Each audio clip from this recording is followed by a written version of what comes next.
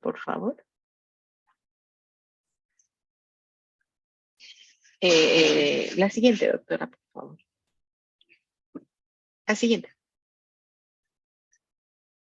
En el cual, pues, como todos conocemos, el antígeno de superficie es el marcador por excelencia de la infección crónica por el virus de hepatitis B, y en la cual, como ustedes pueden ver en esta gráfica, 6 meses después de que una persona sigue teniendo niveles de antígeno de superficie en sangre, pues se considera que ha entrado en una fase de hepatitis B crónica. Sin embargo, hace varios años, ¿me da la siguiente, por favor? Se identifica y se establece que hay una nueva entidad clínica en la cual se encuentra que el DNA del virus de hepatitis B puede encontrarse en la sangre a niveles muy bajitos, con unas concentraciones muy bajas, sin la presencia de antígeno de superficie. Y esta entidad clínica, que ustedes también la conocen, es la infección por hepatitis B oculta, llamó mucho la atención en el laboratorio, y en ese momento había muy pocos estudios acerca de la frecuencia o inclusive de la presencia de pacientes con infección oculta por el virus de hepatitis B. Vean la siguiente, por favor. Esta infección oculta pues ha sido definida y clasificada por un grupo de expertos en taurina desde 2008. En 2018 se hizo una nueva actualización, y esto pues ha ido cambiando eventualmente gracias al conocimiento que se tiene de esta infección. Pero básicamente es encontrar la presencia de cccDNA en hepatocitos o de un paciente que tiene la infección oculta con muy baja replicación, precisamente es una de las características, sin la expresión del antígeno de superficie en el sangre. Por supuesto que el marcador por excelencia sería detectarlo en el hígado, si uno piensa que lo vamos a encontrar ahí de manera persistente, pero estos métodos, por ser altamente invasivos, pues son poco utilizados. De ahí se deriva el que se ha requerido tener ensayos de amplificación de PCR que nos permitan amplificar diferentes zonas del genoma viral para poder diagnosticar o definir que una paciente o una persona tiene infección por virus de hepatitis B oculta. ¿Me da la siguiente, doctora? Entonces, esta es la presencia, así se define, de cccDNA covalentemente cerrado en el hígado y en la sangre de personas negativas a antígeno de superficie. Las cargas virales son menores de 1000 copias por mililitros o 200 unidades internacionales. Me da la siguiente. Y además tenemos la peculiaridad de que podemos encontrar dos grupos de personas que se clasifican como seronegativas o seropositivas, aquellas que tienen anticuerpos anticorp o anti-S, pero no tienen antígeno de superficie, y aquellas que seronegativas que no presentan exposición a ninguno de estos antígenos y que sin embargo tienen la presencia de estas cargas virales muy bajas en sangre. Se ha aceptado, por supuesto, por la invasión de métodos invasivos, que la detección se haga en sangre, aunque también aquí se presenta un problema porque la presencia o la amplificación puede ser intermitente, ¿no? O sea que en sangre pues haya un poquito más de virus o menos, en el cual seamos capaces de pescarlo y poder amplificarlo. De ahí la relevancia de tener más de un marcador.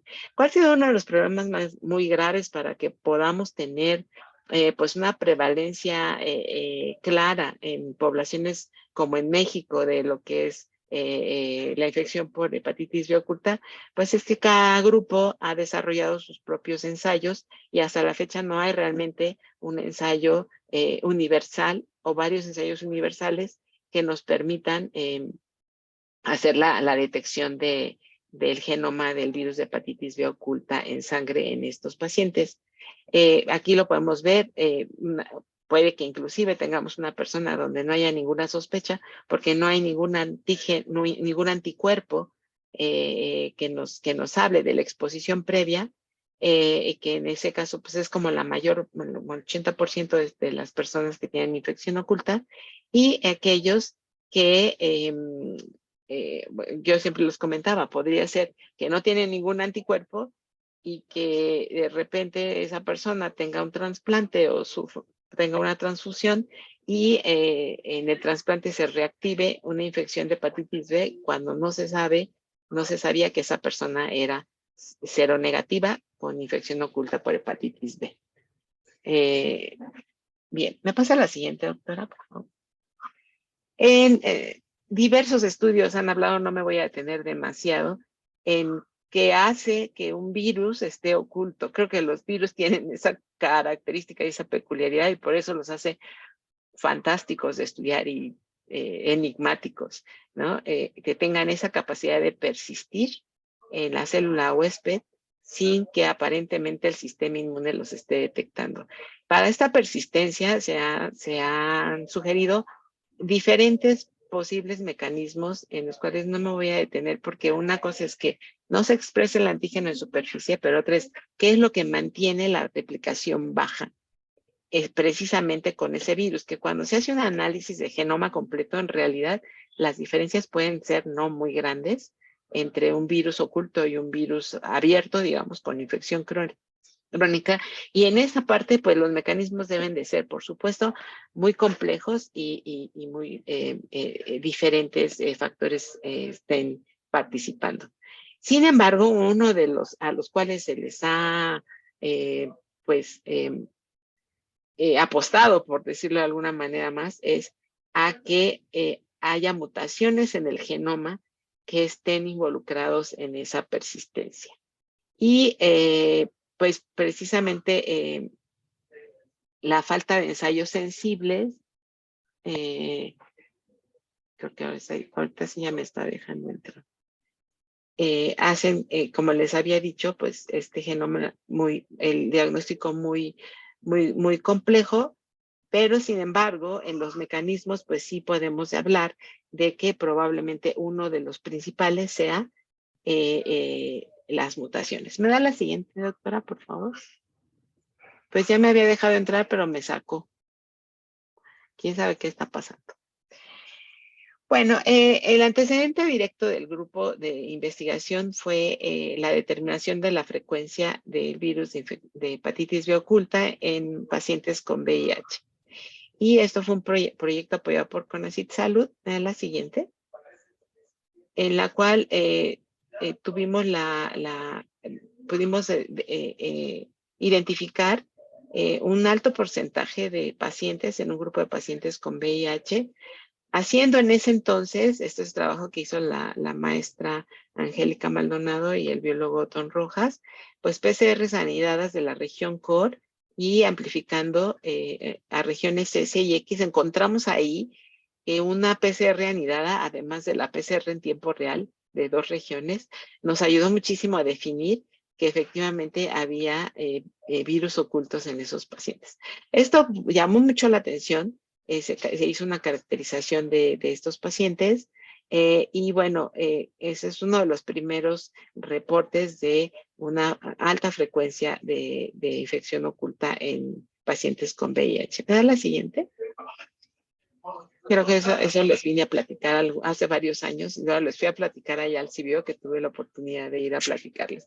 Esto es, digamos, la región de, como pueden ver arriba, es el marco de lectura del GNS. Y aquí las PCR sanidades nos permitieron no solamente tener un sistema de detección más sensible, sino también hacer la secuenciación de estos amplicones, en los cuales empezamos a detectar que había ciertos cambios particulares o mutaciones en algunas regiones de estos pacientes con hepatitis B oculta. ¿Me da la siguiente? De ahí se deriva el proyecto de investigación que nos preguntamos si las mutaciones que podían estar presentes o más frecuentes en estos pacientes del gen de superficie podrían estar involucradas en la expresión y la secreción del mismo. Este fue el proyecto de doctorado de la doctora Karina Enríquez, que también estaba el día con nosotros. La siguiente, por favor. y en el cual pues era el objetivo que nos propusimos, determinar el impacto de las mutaciones del gen S en la expresión y secreción del antígeno de superficie en la infección oculta. La siguiente. Lo que diseñó Karina fue una PCR semianidada, porque en el primer trabajo que les presenté no teníamos el gen, todo lo que es la región del gen S completa. Entonces ella se abocó a hacer diseño de primers en que le permitió tener, mediante una PCR anidada, el marco, el gen completo S para poder hacer los análisis de las mutaciones. Me da la siguiente.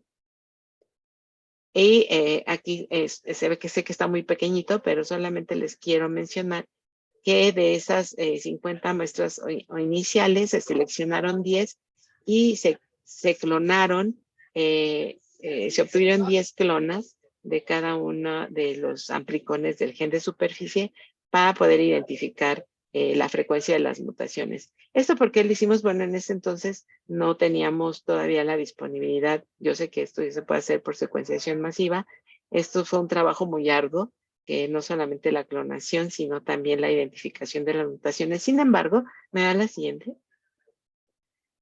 Nos permitió identificar en lo que son las diferentes regiones que constituyen al antígeno de superficie, de aquí en adelante lo voy a llamar así, a la proteína, el antígeno de superficie, pues como pueden ver aquí, todas las regiones, las transmembranales, es una proteína muy interesante que tiene varios dominios transmembranales, 4, y tiene una región que contiene la determinante A, o sea que es la que está expuesta hacia el lumen del retículo endoplásmico, y hacia abajo, hacia las regiones citosólicas del retículo endoplásmico. También hay 2 regiones muy importantes que han sido relevantes en lo que es la participación en la secreción de la proteína. Entonces, podíamos tener estructuralmente todas estas regiones. Me da la siguiente. Y todas estas secuencias, una vez que ya las tuvimos, se sometieron al GenBank, están disponibles, en las cuales, como pueden ver, todas son genotipo H. La siguiente, por favor. Y en el alineamiento de la secuencia consenso de cada una de estas clonas obtenidas, empezamos a identificar en las diferentes regiones, por ejemplo, en la transmembranal, como pueden ver aquí en la posición 19, que se encontraban en las 10 clonas de una secuencia, prácticamente en todas las clonas se encontraba presente. Es así como hicimos el análisis por cada uno de los dominios o las regiones de la proteína. La siguiente, por favor. Y identificamos que había 4 mutaciones muy frecuentes, llegaban casi al 40% en estos 10 pacientes. Podría parecer un poco preguntarse que si esto no tuvo un sesgo en la selección de los pacientes que se analizaron, que se hicieron las secuenciaciones, se clonaron. Sin embargo, todo esto se tomó de acuerdo a lo que se obtuvo con mayor precisión y reproducibilidad. Entonces, no había ningún sesgo en la selección no tomamos en cuenta si el paciente tenía ciertas características, si había amplificado en ciertas regiones o no, sino simple y sencillamente que había amplificaba muy bien en esta región. Y les estoy hablando, y yo creo que ustedes saben, todos los que han trabajado con hepatitis B oculta, que no es sencillo obtener estos amplicones en suero de estos pacientes. Sin embargo, aún con esta situación, fue sumamente interesante encontrar estas 4 mutaciones que fueron las más frecuentes y que se encontraban, una en el dominio transmembranal 1, la otra en la región de la determinante A, 164 también, pero ya en la parte del dominio citosólico, y la última 195M en esta región. ¿Me puede pasar la siguiente, doctora, por favor? Si lo vemos nuevamente en lo que es la estructura, nos pusimos a analizar en dónde se encontraban estas mutaciones. Aquí se las indico en colorcitos. C19Y, en el transmembranal 1, Q129H, que está justo en la determinante A, que es también una variante de mutante de escape de la vacuna, y 195M, justo en donde está, digamos, el dominio citosólico LSY2 en el inicio, y digamos, casi en el inicio de la región transmembranal 3, la E154D. Entonces la pregunta es, ¿si estas mutaciones tienen algo que ver participan en que no podamos detectar el antígeno de superficie en estos pacientes? La siguiente, por favor, doctora. Entonces, Karina, con toda esta información, el grupo pudimos publicar este artículo, que fue la identificación de estas 4 mutantes altamente frecuentes en pacientes con hepatitis B oculta. La siguiente, por favor. Y entonces de aquí nos propusimos a caracterizar, obtener mutantes de cada una de estas mutaciones para poder transfectarlas en un sistema de expresión in vitro en células hepáticas HUH y analizar el efecto de las mutantes. Esto es, si una de estas mutaciones estuviera involucrada en la expresión y la secreción del antígeno de superficie, nosotros podríamos ver una alteración en la misma. Esto es, de lo que esperábamos, es una disminución o que no tuviera nada que ver con la expresión de la proteína recombinante. O sea, aquí el reto era producir esa proteína recombinante y en consecuencia, me dan la siguiente, por favor. La estrategia experimental que montamos fue obtener los genes mutantes a través de una técnica de mutagénesis sitio dirigida, en la cual nos apoyaron los doctores Miguel de la Cruz y Miguel Ares.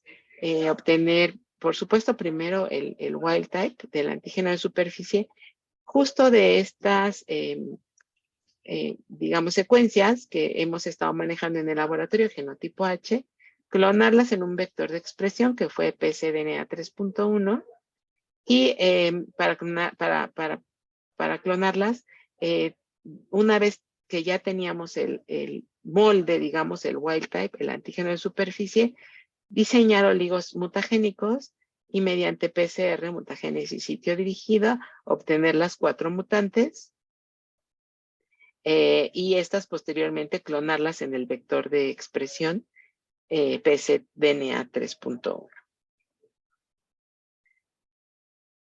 Aquí les muestro la secuencia del gen wild type, que tuvo que ser modificado, por supuesto, para que pudiera funcionar como un gen que se expresara la proteína recombinante en las células en las cuales fuéramos a transfectarlos. Entonces, ¿qué es lo que se cuidó? Es, por supuesto, tener la secuencia COSAC, tener el inicio de secuencia, o sea, que se indicara el inicio para la traducción, y el codón de paro. Y aquí solamente les muestro el esquema de que todo esto fue corroborado y confirmado por secuenciación una vez que fue clonado. ¿Me da la siguiente, por favor? Se diseñaron, la siguiente tarea, pues que también fue un reto, fue diseñar las construcciones genéticas con los oligos para hacer los cambios justo en las posiciones en las que necesitábamos cambiar una guanina por una adenina, que esto nos iba a dar un TGT por un TA, el cambio de una cisteína a una tirosina, un aspartico por un glutámico. Aquí les pueden ver todas las 4 posiciones y finalmente una isoleucina por una metionina. La siguiente, por favor. Esto, cada una de las mutantes, que son pues secuencias productos de una PCR sobrelapada, fueron secuenciadas nuevamente para verificar que la mutación se hubiera introducido en el sitio correcto. Y aquí solamente les muestro la sustitución de los nucleótidos en un alineamiento. ¿Me da la siguiente, por favor? La siguiente etapa, pues, era ya analizar el efecto de estas mutantes en la expresión del antígeno de superficie. Inicialmente así se planteó como tener una línea celular de hepatocitos HUH, hacer lo que es la transfección. Se determinaron los tiempos 24, 48 hasta 72 horas. Se decidió que el tiempo idóneo eran 72 horas, en el cual podíamos determinar concentraciones de antígeno de superficie en los sobrenadantes, que fueron medidas por ensayos de ELISA. Y también para determinar el antígeno intracelular, lo que se hizo fue extractos de las células HUH transfectadas, que por un lado también se determinaron por ELISA, y también por otro lado, la idea era tener pues toda la determinación intracelular por ensayos de inmunofluorescencia, y ahorita les voy a platicar qué pasó con esa última parte. La siguiente. Entonces, para determinar los niveles de antígeno de superficie en estas células transfectadas con cada una de las mutantes, se realizó la transfección y se determinó el antígeno de superficie intracelular en extracto de proteínas por mediante de un ensayo de ELISA, y el extracelular en los sobrenadantes de las células a las 72 horas post-transfección. Estas son transfecciones transitorias, que como pueden ver aquí, es una imagen de las células se llevaban más o menos a 70% de confluencia antes de ser transfectadas. Se fueron transfectadas con el reactivo Fujin. Se determinó tanto la concentración del plásmido que contenía la mutación como el gen wild type para hacer la transfección. Aquí pueden ver una imagen de células sin transfectar, otras que se transfectaban con solamente el vector sin el gen, o sea, el vector vacío como control, y aquellas que estaban transfectadas con el gen wild type en la última imagen. La siguiente, por favor. ¿Cómo verificamos que esta transfección había sido eficiente? Si bien es cierto que no estamos usando un vector de expresión con algún gen reportero, lo que hicimos para poder tener evidencia de que el gen estaba ahí, se estaba expresando, fueron primero determinar por PCR. Aquí pueden ver en una imagen de un gel de agarosa que estuviera presente en el amplicón. Aquí está el amplicón vacío, y estas fueron las diferentes, digamos, concentraciones que se usaron de vector Fujin. Para el wild type se expresaba, y en las diferentes concentraciones. La siguiente. Y por otro lado también analizamos, aquí pueden ver para cada uno de los genes, el wild type estaba presente en el tamaño del amplicón esperado, era de 800, me parece, si no mal recuerdo, si no me corregirá Karina. Y como pueden ver, se expresaba en con todas las mutantes. Entonces, esto nos hablaba, por un lado, de que la transfección había sido efectiva, y también hicimos un RT-PCR para ver los mensajeros de cada una de las clonas. Entonces, estos ensayos se hacían cada vez que se hacía la transfección, antes de hacer la colecta de los sobrenadantes y de los extractos proteicos para la determinación de ELISA. La siguiente. La manera que habíamos decidido de evaluar la presencia del antígeno de superficie en estas células había sido por ensayos de inmunofluorescencia, y este fue el primero que hicimos, en el cual pueden ver en el primer panel están las células HUH transfectadas con el el antígeno de superficie wild type, control positivo, el DAPI en los núcleos en azul, y en verde está detectado con un antiantígeno de superficie y revelado con Alexaflor 488. Aquí pueden ver, pues como se esperaba, la presencia del antígeno en la superficie, en el citoplasma, perdón, de la célula. Estas son células permeabilizadas y como controles, pues están las células que solo tenían el vector vacío y las células intransfectas. Esto era muy bonito y nos parecía que íbamos a complementar muy bien nuestros resultados haciendo estas evaluaciones, pero pues nos cayó la pandemia.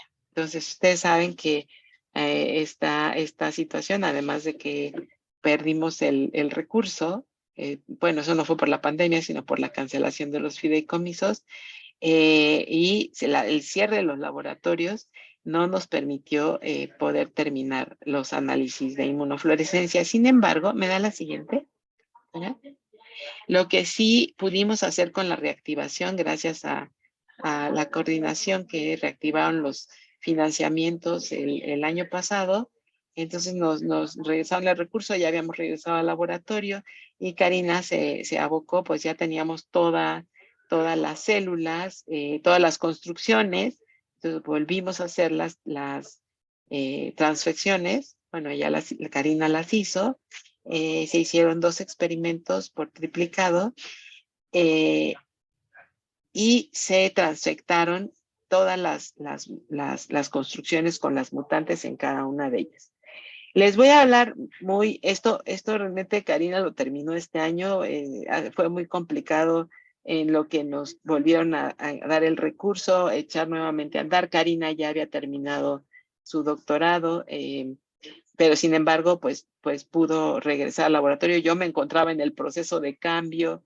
Entonces, ha sido, si quiero platicarlos y comentarles, porque ese tipo de cosas que creemos que ya tenemos todo a la mano y que ya solo nos falta tener el resultado. Y esto en realidad son datos muy recientes que sí les quiero comentar. Son 2 experimentos, como pueden ver en el eje. Podemos ver aquí cada barra representa uno de los sobrenadantes de las células transfectadas y como pueden ver extracelular en barra gris clara y intracelular en barra oscura. Estos son 2 experimentos en el primer experimento con la mutante C19Y, en las cuales sí estas mutaciones que están en las regiones transmembranales, que son las que van dirigiendo la síntesis en la traducción de los mensajeros hacia la proteína, de cómo van pasando las proteínas por las regiones transmembranales hacia la parte, ¿no? del lumen citosólico o de la parte del retículo endoplásmico. Pensábamos que esta mutante podría tener algún impacto en la secreción. Sin embargo, como pueden ver, realmente hay una mayor secreción en el primer experimento, en el sobrenadante del antígeno de superficie, y en el segundo experimento se puede ver que parece que la diferencia no es tan grande entre los dos, ¿no? Entonces, este fue lo que observamos con la mutante C19Y. ¿Me da la siguiente, doctora? Mientras que para la mutante Q129H, en el primer experimento, como pueden ver también, sí, no hemos hecho la significancia estadística, pero básicamente los valores entre el wild type y la mutante eh, son muy parecidos, son bajos los dos, aunque pareciera que hay un poquito menos en la Q129. Habría que hacer la estadística. Y en el segundo experimento tiene esa misma tendencia. Pareciera que sí hay una disminución en la secreción de antígeno de superficie. Sin embargo, esto tendríamos que corroborarlo estadísticamente. En cuanto al intracelular, no vimos realmente diferencias. Sin embargo, aquí nos faltó hacer, nos faltó hacer en realidad la detección en las células transfectadas por inmunofluorescencia.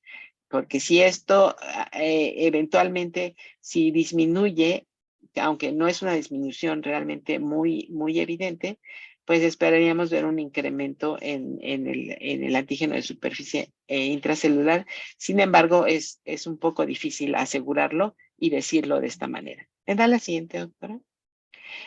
Sin embargo, cuando se analizan los resultados de la mutante E164D, en esta sí encontramos que en ambos experimentos se observa un incremento en la secreción de antígeno de superficie, tanto en el experimento 1 como en el experimento 2. Y esto, aunque no ha hecho la significancia, esto sí es realmente es prácticamente el doble de la cantidad que se observa en los sobrenadantes. Y bueno, les repito, estos son experimentos por triplicado. O sea, cada barra representa el valor de tres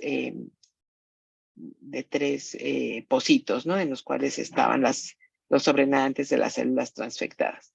Me da la siguiente, por favor.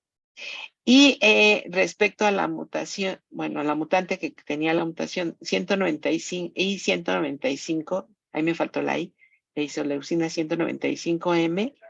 En ese caso, sorprendentemente,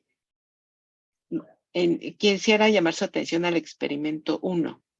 Está en el wild type, la secreción aproximadamente 15, y hay una reducción básica, prácticamente no se observó antígeno de superficie en los sobrenadantes de las células transfectadas con U195, pero sí en el extracto. Esto nos está hablando de que al menos en este sistema in vitro transfectando con esta mutante I195M, se ve una reducción del antígeno de superficie. ¿En qué se está interfiriendo? No se está interfiriendo en la producción porque está en el sobrenadante, en el extracto quiere decir que ese antígeno no salió, pero no sabemos todavía en los mecanismos si se está quedando acumulado, si está disminuyendo la expresión. Eso tendríamos que hacer ensayos futuros para poder determinarlo. Y en el experimento 2 se observó aún más la diferencia, aunque aquí sí ya se pudo detectar un poco más en el wild type. Sin embargo, pueden ver que perdón, pueden ver que en 195 no se detecta nada y en el wild type es pues aproximadamente 27 unidades. Entonces, esto es muy interesante, de todo un trabajo que hemos realizado a partir verdaderamente de identificar pacientes de infección por hepatitis B oculta, hemos llegado a tener potencialmente una mutación que podría estar interfiriendo en la producción. No sé si, porque sí se ve disminuida, aunque eso no lo podría decir con estos ensayos, pero sí en la secreción de antígeno de superficie, que eso es lo que buscamos en un paciente con hepatitis B oculta, o eso es lo que se establece. No hay antígeno de superficie detectable en sangre. ¿Me pasa la siguiente, doctora, por favor? Entonces, hago aquí un resumen de lo que observamos en las mutantes. Sí, probablemente la Q129H podría tener un pequeño decremento, aunque no les puedo asegurar ahorita hasta que hagamos los análisis estadísticos. Y no vimos diferencia con C19Y porque, como lo vieron en los resultados, no se ve que realmente ni aumente ni disminuya. En Q129, bueno, en un experimento, y eso habría que revisarlo con cuidado. Q129 parece que hay un incremento ligero en la expresión o en la secreción.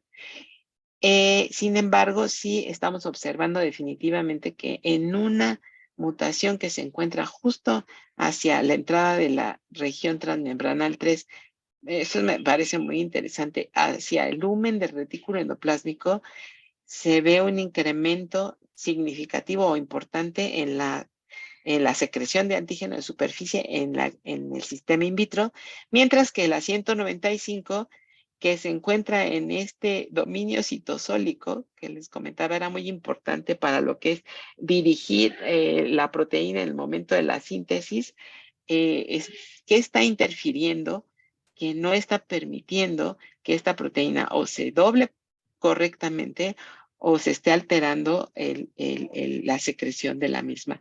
Ahí muy importante estudiar qué significado tiene la disminución de esta secreción de antígeno de superficie que observamos en estos experimentos. ¿Me da la siguiente, doctora, por favor?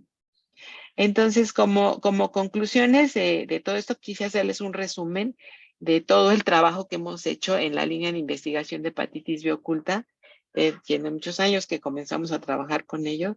Es que sí tenemos un sistema establecido de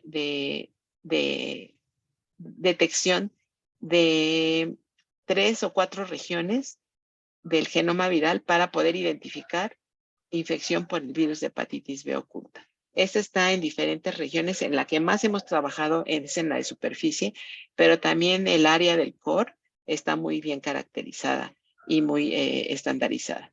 De todo este trabajo que se hizo previamente, se identificaron estas 4 mutaciones en estos pacientes con infección oculta.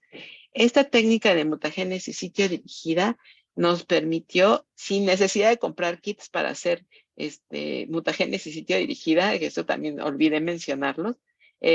Karina se hizo una experta en hacer estos ensayos de mutagénesis sitio dirigida que podría aplicarse para otros sistemas.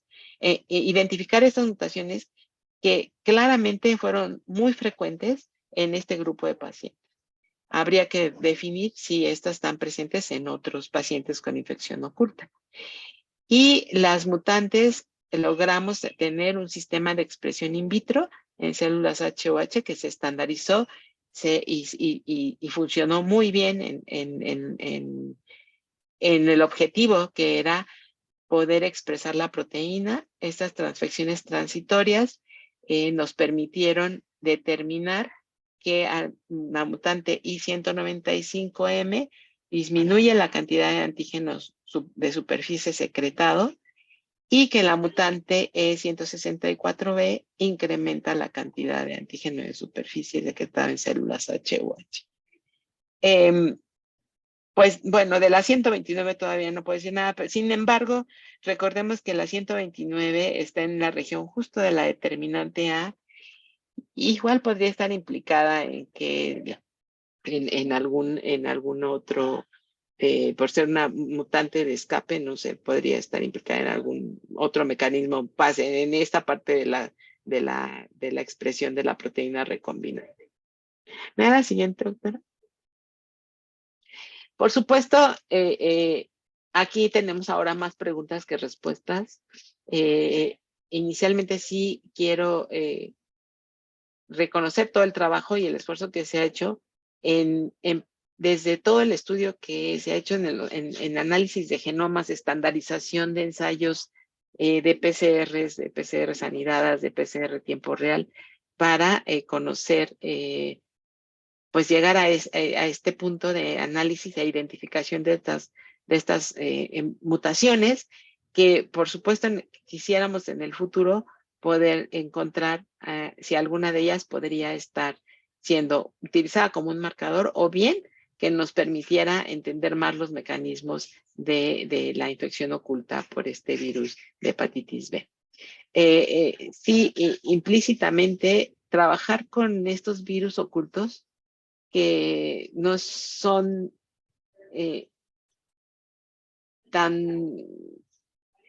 no son fáciles de identificar ni de analizar en los genomas.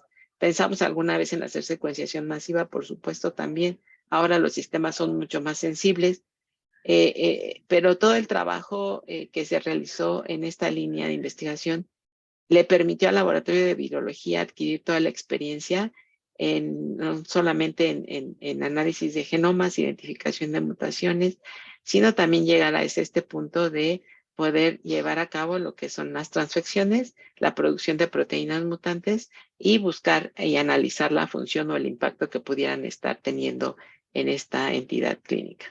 ¿Me da la siguiente, por favor? Me resta más que agradecerles, pues primero a ustedes por su atención y una disculpa muy grande. Traté de ser lo más breve posible para no tomar mucho de su tiempo. Pues sí, agradecer el Laboratorio de Biología y este agradecimiento lo hago extenso ahora que estoy ya fuera de la unidad, pues a todas las personas, a la química María Teresa Álvarez, que pues fue la pionera en este trabajo en el laboratorio de virología de la unidad. Mi equipo fantástico, que extraño y voy a extrañar siempre, a la maestra Angélica Maldonado y al biólogo Otón Rojas, que fueron pilares en el avance y en el desarrollo de este laboratorio de virología. Muchísimas gracias. ¿Me da la siguiente, doctora? Por supuesto, Karina, la doctora Karina Enríquez Navarro, que se hizo una experta en biología molecular y en todos estos ensayos llevó el proyecto desde el inicio hasta el final. Muchas gracias, Karina. Por supuesto, a la Universidad Autónoma Metropolitana, donde se egresó. Y la siguiente, doctora. Este trabajo, nosotros hemos trabajado siempre con los clínicos, ¿no? No hubiera sido posible obtener primero la participación de los pacientes que voluntariamente asistían al laboratorio por invitación de la doctora Rocío Torres Ibarra, infectóloga del Hospital de Infectología de la Raza, allá actualmente está jubilada, ella directora de la Clínica de Hepatitis Virales en el Hospital de Infectología, que nos permitió tener el acceso a todo este material biológico muy relevante con el cual pudimos hacer el trabajo. Los doctores Miguel Ángel de la Cruz y el doctor Miguel Ares y la doctora Leticia Buciortis, que fueron los tutores y directores de la doctora Karina y que pues nos apoyaron en toda la parte de la transfección y la mutagénesis dirigida. Y por supuesto tengo otros colegas del doctor Jesús Torres, la doctora Marta Yocupicio, que nos proveyeron de células, de vectores, aún al inicio que con el problema del financiamiento, pues hemos tenido la fortuna de tener toda la colaboración de colegas, la doctora Beatriz Oconoste del Sinvestav, que también nos apoyó con reactivos de transfección en un momento y con el apoyo también de la colaboración y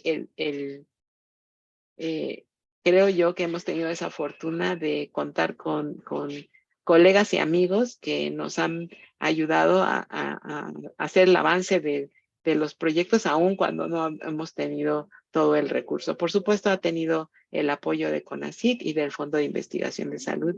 Y pues no me queda más que darles las gracias a todos. Si hay alguna pregunta o comentario, con muchísimo gusto. Ahí está la doctora Karina Nacier. Muchas gracias a todos. Gracias, doctora. Pasamos entonces a la sesión de preguntas. Sí, su micrófono, como ustedes gusten.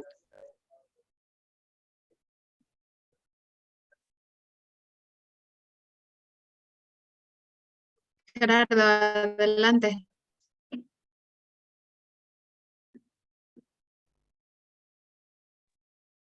¿Ya? ¿Sí me escuchan? Sí, es que de repente Sí, te escuchas. ya te escuchamos. Muy bien. Lo que pasa es que voy en la calle manejando. Entonces, pues, Okay. aquí con alumnas también y vamos escuchando tu seminario. Gracias, Gerardo. Muy interesante lo que están haciendo. Obviamente falta ahí hacer algunas cosas para confirmar, pero hay preguntas también, pues tenemos muchas. Sobre todo, por ejemplo, las 4 mutantes, el grupo de estos 4 grupos de mutantes que encontraron en sus pacientes, ¿qué tan representados están?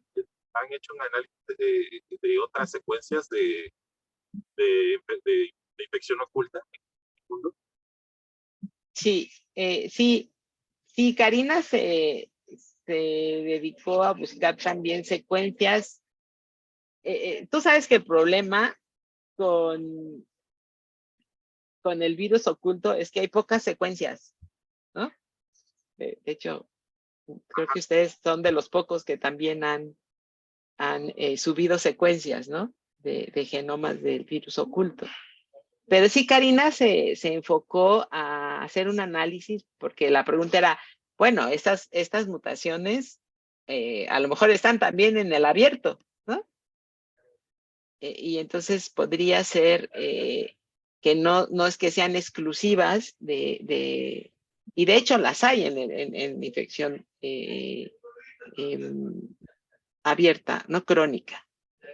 Entonces, sí, no sé si Karine esté por ahí y quiera complementar la respuesta, pero era una de las cosas que hizo al inicio, secuenció también más o menos el mismo número de pacientes con hepatitis B abierta. Y no, si bien puedes encontrar algunas de esas mutaciones, nunca con la frecuencia que si comparas con el grupo de pacientes con hepatitis B oculta. De lo de la literatura, de lo que haya en los genomas del GenBank, eso no recuerdo, Karina, no sé si andas por ahí. Si buscaste también en el GenBank que si estas mutaciones estuvieran también en esa frecuencia. No sé si andas por ahí, quieras complementar.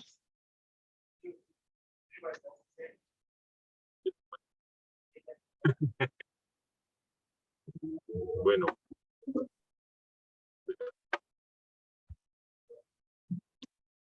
Sí. Pero sí hicimos la comparación con un grupo de secuencias que obtuvimos de pacientes con hepatitis B abierta. Y, o sea, no encontrabas nunca esa frecuencia de mutaciones. Las podías llegar a encontrar en un paciente, ¿no? Pero no en la frecuencia que encontramos en este grupo, que fueron 10. Se hizo el análisis con las 50, o sea, había más, ¿no? Pero solo les hablé de las 50 porque en realidad, de las 10, perdón, porque esas fueron las que clonamos y las que se hizo el análisis, ¿no? Pero al final sí podrían, o sea, no es que no estén presentes, aquí lo que nos dirigió a investigarlas fue que justo en esos 10 pacientes tenían esa frecuencia, ¿no? Sí, muy bien. Pues, por ejemplo, ahí obviamente sí está encontrando algunos patrones de mutaciones.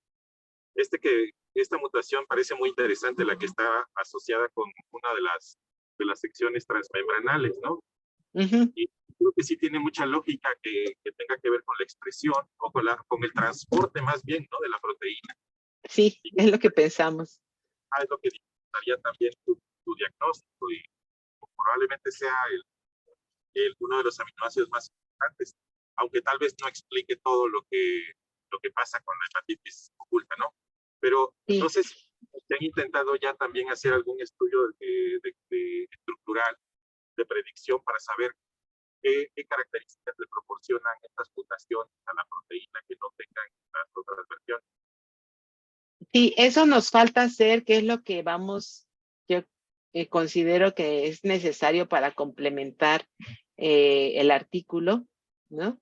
Hacer esta parte de predicción. Fíjate que Antonio Enciso, en alguna vez que presenté avances en el foro nacional, incluso me dijo que él tenía un estudiante que hacía todo esto de las predicciones. Sí, intentamos buscarlo, pero te digo que todo esto se nos fue retrasando con la cuestión de la pandemia, pero sí sería muy, ahora que ya vimos que sí hay el efecto, o sea, hacer toda esta predicción de en qué parte podría estar afectando la secreción, o como tú dijiste, el transporte de la proteína a la superficie, a la membrana celular y la secreción.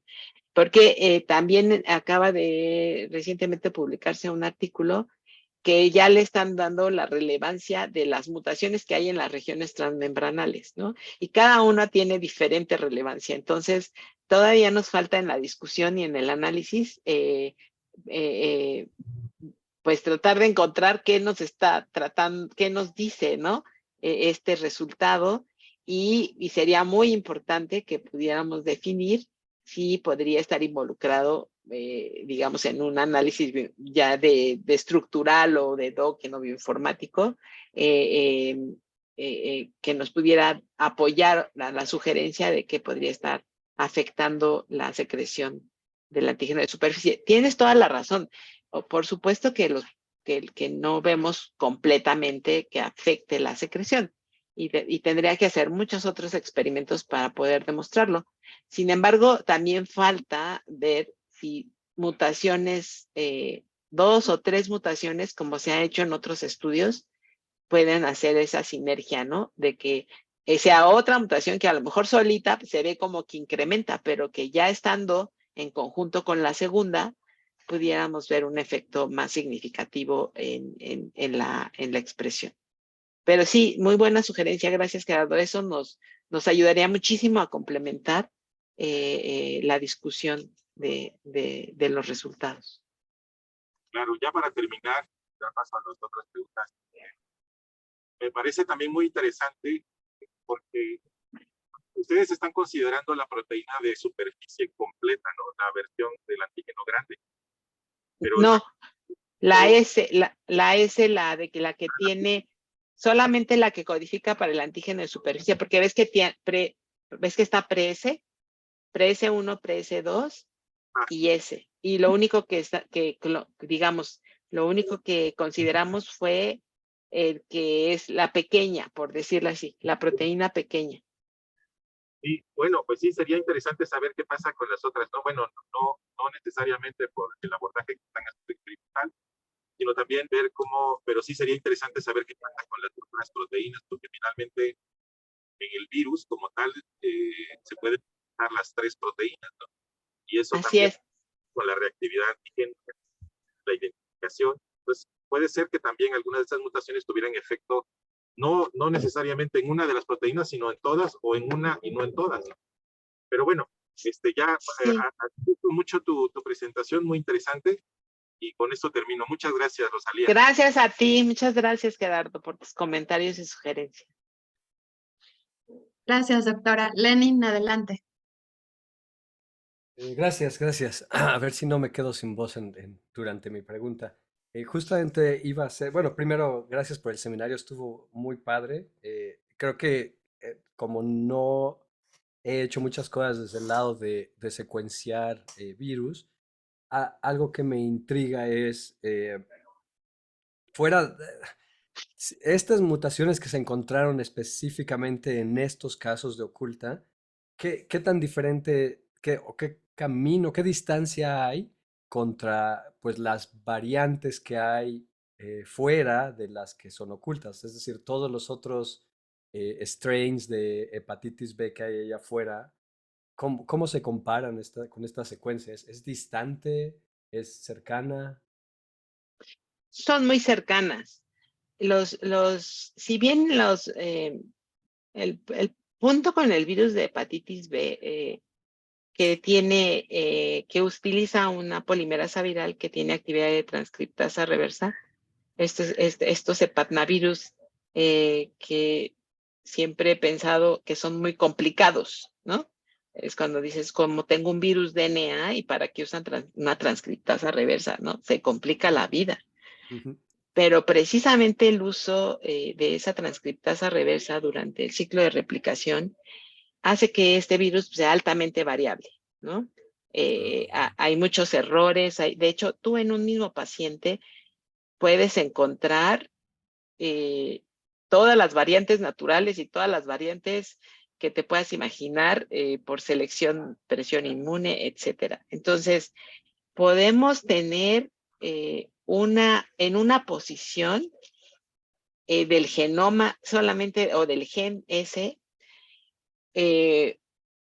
clonas, porque pues es la primera manera como lo hicimos de tratar de identificarlas, clonas que tengan en un 10% un cambio, en un 30% otro cambio, en un 50% otro cambio. Entonces, digamos que podría ser que predomina más.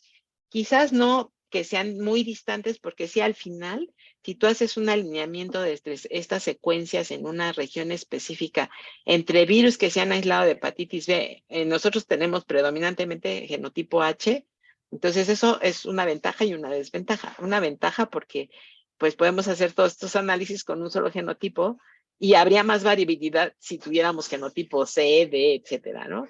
Pero tenemos también la desventaja de que hay muy pocas secuencias publicadas en el gene bank, y entonces también nos hace perder un poquito la otra diversidad que se pudiera encontrar dentro de ese mismo genotipo. Pero si te refieres a distantes, yo diría que son muy parecidos dentro de la variabilidad genética que tienen. Es por eso que adjudicarle a una sola mutación un fenómeno biológico completo como es esta entidad sería muy difícil, ¿no? Y no es real, ¿no? No es cierto. Pero si tú haces un alineamiento en secuencias abiertas y ocultas, probablemente vas a encontrar coincidencias y vas a encontrar diferencias, pero eso no se debe tanto a la persistencia o al que uno sea oculto y el otro sea abierto, sino a la variabilidad genética que implica la replicación del virus dentro de un hospedero, y que estas variantes naturales las vemos infinidad de veces. Entonces, si tú haces una Sanger en un electroferograma, te puedes encontrar en una misma posición 2 o hasta 3 picos. Hasta se parece al VIH, ¿no? Entonces ahí es donde viene el reto, digamos, y por eso les quise platicar la historia de cómo llegamos a esas mutaciones, y que el criterio por el cual fueron seleccionadas fue primero porque sí son pacientes con hepatitis B oculta que nosotros definimos, y por la frecuencia que encontramos en clonas, ¿no? Como, no sé si recuerdas el primer alineamiento que les enseñé, eran las 10 clonas de una sola muestra, y podías ver que estaba el mismo cambio en esa posición. Eso te habla de que esa mutación era más probablemente que sí sea real dentro de ese paciente predominante versus de un paciente abierto. No porque no pueda tener esa mutación, pero me parece que Karina sí investigó y esa mutación sí se había reportado solamente en pacientes con hepatitis B oculta. No sé si contesté tu pregunta o Sí, hice sí, más sí. bolas. No, me diste una perspectiva más amplia, que creo que es tan importante como responder puntualmente. Ok. Y complementando lo que sugería Gerardo, durante tu seminario corrí la secuencia, una secuencia, porque desde luego no encontré una de las ocultas, una del antígeno pequeño en Ujú, AlphaFold. Y me sorprende que vaya, viene de un virus, claro, pero es una proteína de membrana bastante pequeña. Entonces, y además la asignación de la parte que es vista en la superficie de la célula es también pequeña, ¿no? Como ujú. 40 aminoácidos. Algo que estaba Sí, pensando de ver los modelos que generó AlphaFold, es que podría ser un multímero en la superficie, ¿no? ¿No podría ser un dímero o un tetrámero este sí, antígeno? sí, sí, sí, de hecho Eso sí. se sabe. Sí, sí. Ok. ¿Y su asociación con otras proteínas de membrana? Ah, eso sí, te lo debo, porque tú que eres bioquímico de proteínas, este, ya me acordé de ti. Ah, yo también te reconocí desde el principio. Fisiología celular, ¿no? Sí, estuve Claro, ahí con el doctor, con Nayel y el doctor Rui. con Rui, Ajá, claro. sí, sí, sí. Ay, pues a lo mejor nos podrías apoyar con eso. Sí, sí, fíjate que sí, no hemos hecho, no lo sé. Yo creo que sí hay información, pero yo no la sé en este momento. Ujú. Y voy a por último Ah, de... pero de que sí, son proteínas diferentes que cuando están en la envoltura del virus, Ajá, no se asocian entre sí, ¿no? O sea, ajá. inclusive vienen de mensajeros, dos vienen de un mensajero, ¿no? Y otra viene de otro. Entonces, su procesamiento también es diferente, aunque estén en el mismo gen. Este virus es fantástico, Ah, porque sí, sí. mira, es un virus que tiene un genoma DNA circular pequeñito, 3.2 kb, con marcos de lectura sobrelapados. Ah, Entonces, es un mismo marco de lectura, pero tiene tres inicios o procesamientos de la proteína de superficie, pero para mediana, grande y chiquita. Son tres proteínas. Pero cuando tú las ves en estructura, ya en la envoltura del virus, estas están separadas, no están juntas. Hay incluso en el esquema la ves, la chiquita, la mediana y la grande. Y hay partículas que son como de Dane, partículas que no tienen genoma, que son como imperfectas y salen, solamente hace cuenta son vesículas, por eso se secreta tan bonito, porque son pedacitos de membrana que solo llevan el antígeno de la proteína de superficie, pero algunas proteínas son más predominantes en esas, digamos, partículas defectuosas que no llevan genomas. Entonces, bien interesante, ¿eh? O sea, el procesamiento de estas 3 proteínas que vienen codificadas en un mismo gen es bien interesante. Sí, sí, suena. Pero más bien entonces, creo que no comuniqué mi pregunta bien y lo que quería preguntar era si en la célula, en la infección, se asocia a proteínas de la célula del hígado. Ay, sí, sí. De Ok, hecho, el antígeno de superficie, si tú agarras una biopsia de un paciente, hace una forma de diagnosticar también, una inmunohistoquímica, y ahí lo ves. O sea, esa es una de las potenciales causas de estrés que se ha relacionado con desarrollo de patologías hepáticas, hasta hepatocarcinoma. Y entonces las ves teñiditas, bien bonitas, en el citoplasma de la célula, que seguro están asociadas con otras proteínas celulares. ok. Sí. Muy bien. Bueno, pues muchas gracias. Muy bonito seminario. Gracias, Lenin. Mucho gusto en saludarte. Qué bueno que andas por allá. Muchas gracias, doctora. ¿Alguien tiene alguna otra pregunta? Yo tengo una pregunta. Sí, doctora. Un poco relacionado con lo que ya le han preguntado. ¿Cuál sería la función entonces de estas proteínas? Y si ustedes cuando transfectaron las mutantes observaron cambios, por ejemplo, en las células, algún efecto directo de la mutante comparada con la proteína silvestre. Ujú. Mira, eh, realmente las funciones de la proteína de superficie pues han sido muy caracterizadas y muy descritas, ¿no? Primero porque ahí se encuentra, digamos, el dominio de unión a los receptores celulares del hepatocito, ¿no? Segundo, porque es una proteína que participa en la respuesta inmune porque precisamente por estar la mayor productora de anticuerpos, ¿no? Cuando entra la infección viral es, digamos, un target o un blanco muy importante en la respuesta inmune y entonces por lo mismo hay una, digamos, gran variabilidad en esta proteína.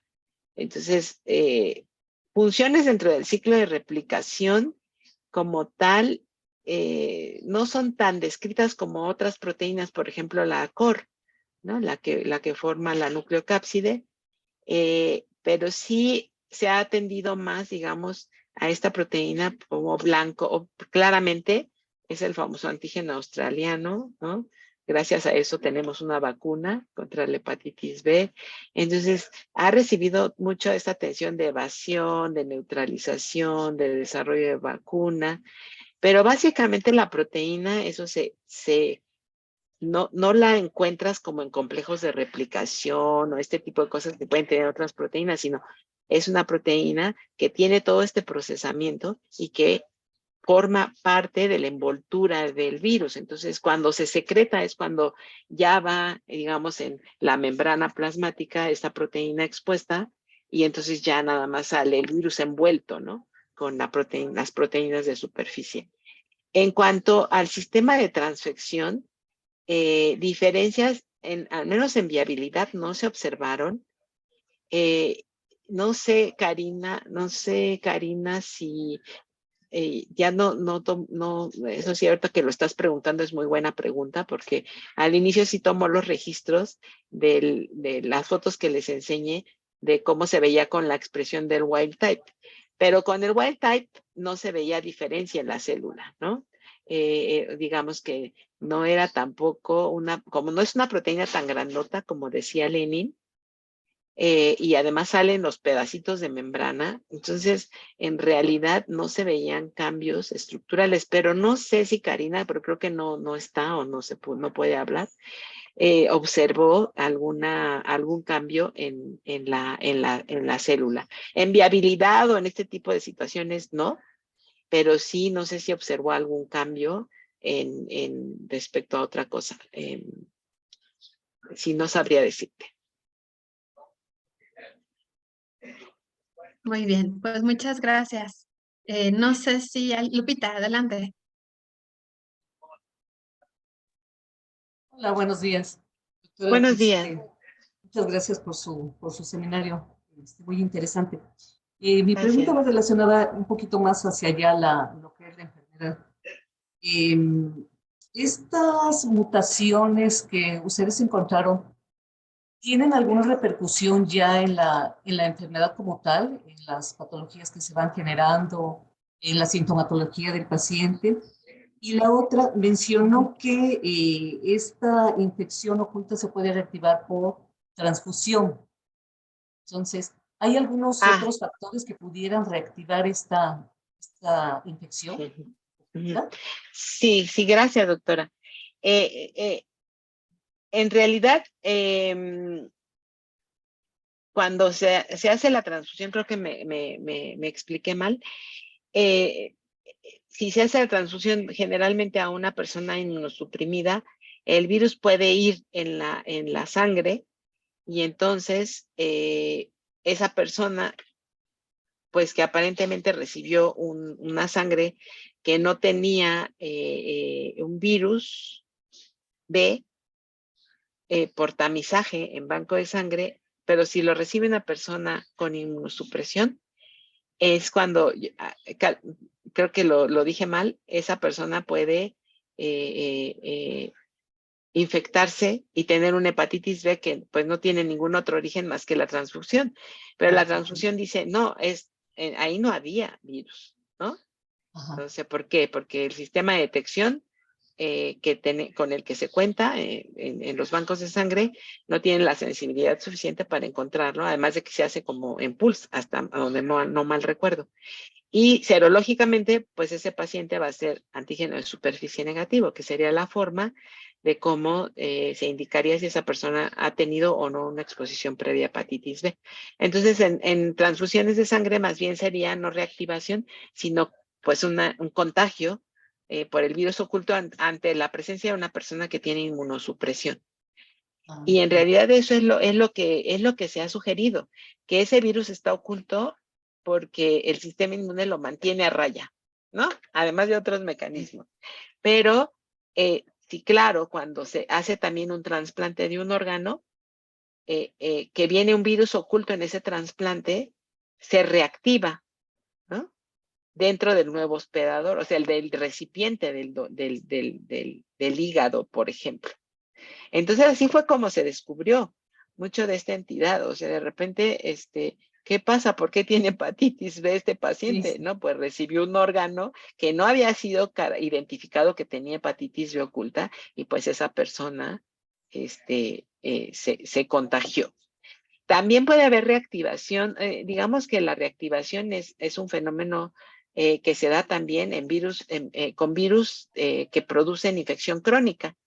Esto sí también se ha reportado que en un porcentaje bajo, después de muchos años que un paciente dice, no, pues ya no tiene carga, recibe su tratamiento, no tiene carga viral detectable, puede tener algún evento que hace que se reactive ese virus que se queda ahí permanente como cccDNA y entonces se le llama reactivación porque es que el virus realmente nunca fue eliminado, solamente estaba ahí sin aparentemente una replicación activa y en un momento que generalmente es una inmunosupresión, doctora, es cuando se reactiva y entonces hay una nueva infección por el virus B. Okay. En pacientes con una infección aguda, ¿podría haber este tipo de infección oculta? Que se dijera Esa que es el una, paciente finalmente, ajá, perdón, sanó cuando en realidad no. esa es una excelente pregunta. Podría ser, pero nunca me lo había preguntado. Sí, Sí, sí. doctora. Sí, porque pues uno piensa, el problema de las infecciones agudas es que pueden pasar en la mayor parte de los casos como asintomáticas, Ajá. Ese es el verdadero problema de la hepatitis B, o sea que según para el 2030 ya tendríamos que haber estado erradicando, pues no, está muy difícil porque en la mayoría de los casos, pues los síntomas pasan desapercibidos para las personas que se infectan. Y entonces, pues en el momento en que ya se dan cuenta, muchos años después, por alguna sintomatología o algún problema, es cuando ven que pues, tenían infección por hepatitis B. Pero sí tiene toda la razón, o sea, puede haber una segunda infección aguda, porque también estamos hablando de, aunque sí se genera una respuesta inmune, hay reinfecciones y el virus pues también tiene esta variabilidad, ¿no? En genética. Entonces, sí podría ser, doctora, yo creo que sí es posible. Y por último, ¿utilizó el nombre de, o el término enfermedad abierta? Ah, infección Es abierta. infección abierta, perdón.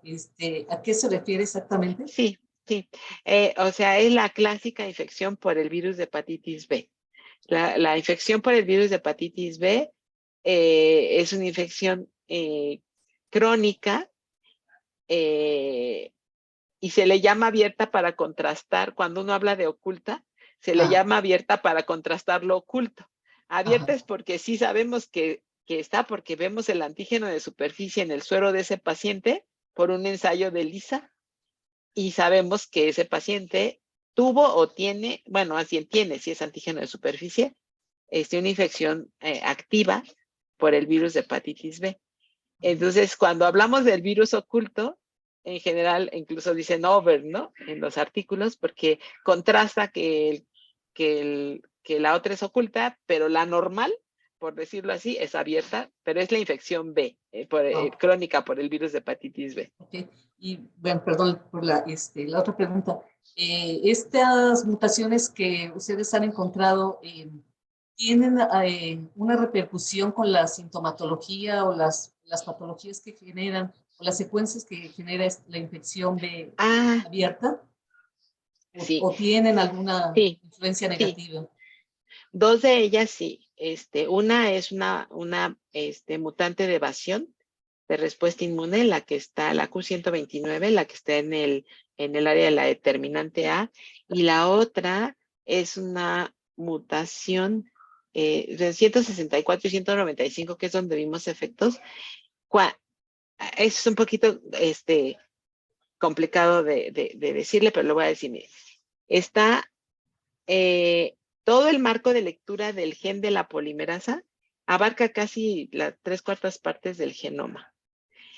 Pero dentro de ese está también sobrelapado el marco de lectura del gen de superficie. ¿Qué quiero decir con esto? Que cuando hay una mutación en una región del S, también está afectando el área del gen de la polimerasa. Entonces, no tanto en repercusión con los pacientes, pero recordemos que los antivirales, generalmente estos son pacientes con tratamiento de VIH. Entonces, estos que son inhibidores nucleósidos de la polimerasa podrían también estar afectando el tratamiento o hacer resistencia en esos pacientes que están recibiendo ese medicamento. Entonces, sí podría estar afectando esa mutación, no solamente el que no haya la expresión del antígeno ese, por decirlo así, muy así como poniéndole mucha crema a mis tacos, ¿no?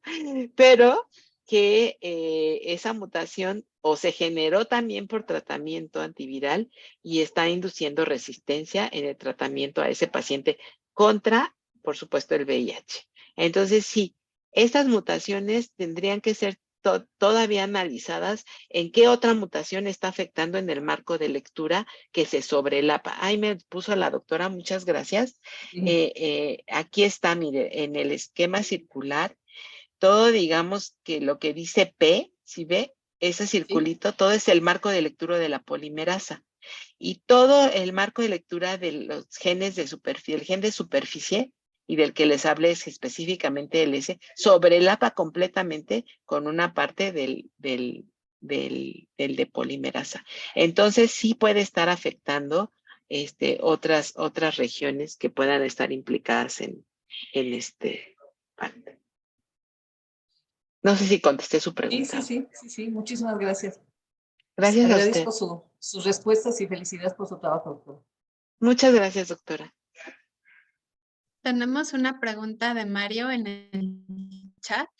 Dice, ¿la reactivación de hepatitis crónica puede convertirse en fulminante? Ay, ay, mm, mm, mm, mm, mm, sí, sí. Fíjate que todas las entidades clínicas digamos, de la infección por el virus de hepatitis B tienen todo este espectro, ¿no? El punto es, no sé qué determine que una hepatitis sea fulminante. Esos son todavía los mecanismos, no se han descrito totalmente porque no se pregunta, todas las reactivaciones de hepatitis B crónica, si son en pacientes que tienen inmunosupresión, pues pensaría uno en un escenario muy, muy drástico, muy malo para el paciente. Pero no pasa en todos los casos. Entonces, como ustedes saben, la situación del hígado en desarrollar estas patologías tan severas también dependen de otros factores de riesgo, ¿no? Entonces, podría existir, sí, pero no pasa siempre. O sea, no quiere decir que si se reactiva la hepatitis crónica, siempre vaya fulminante. Podría llegar dependiendo de las condiciones, los riesgos y la susceptibilidad del hospedero, pero no siempre. No sé si contesté su pregunta. Creo que sí. Si no, que nos diga aquí Mario. Ok, Alguien, Lenin, adelante. Sí, gracias. dice que No, sí, contestó. Gracias. perfecto. Gracias por darme la palabra otra vez. Me puse a ver en la base de datos de microscopía electrónica un par de partículas formadas por el artígeno pequeño y parece que encontraron dos conformaciones. ¿Crees que lo que pudiera estar pasando en esta versión o con estas mutantes es que se quedara atrapada en una conformación que ahora no la ve el sistema inmune? Eso Wow, podría ser muy pues interesante. sí, wow, sí, sí, excelente punto. Sí, es posible, es posible. No, podría, con las proteínas se podrían hacer un montón de cosas. O Sí, sea, y un microscopio electrónico. sí, sí. Ay, sí, sí podemos conseguirlo. Sí podemos conseguirlo. Sí, Lenin, sí, yo creo que sí. Todo eso, pues, abre el camino, ¿no? Sí. Pero te digo, no empecé así como, a ver, le cambio la mutación en tal sitio, o sea, llegué a estas mutaciones por los pacientes. Sí, sí, eso es lo más Eh, relevante, creo, de tu trabajo. Se ve muy, muy exacto. aterrizado, ¿no? Yo con esa confianza, pues, te puedo decir que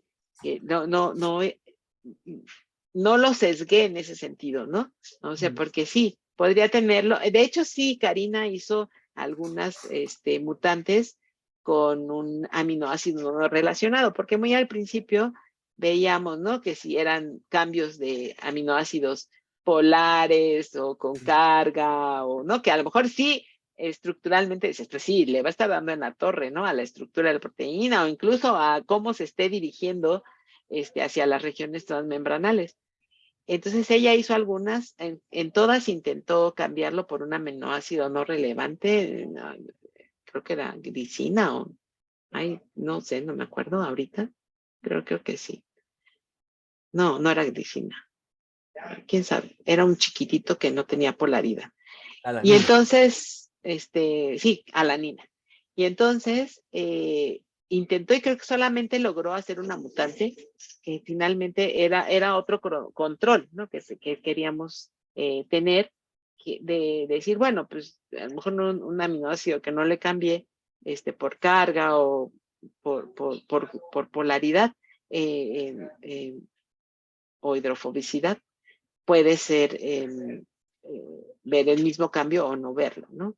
Pero sí, Sí, creo que llegamos ahí con estas mutaciones, porque empezamos desde la caracterización de los genes en los pacientes. Ujú. Muy bien, Pero muchas sí, gracias. sí. Gracias a ti, Lenny. Gracias, doctora.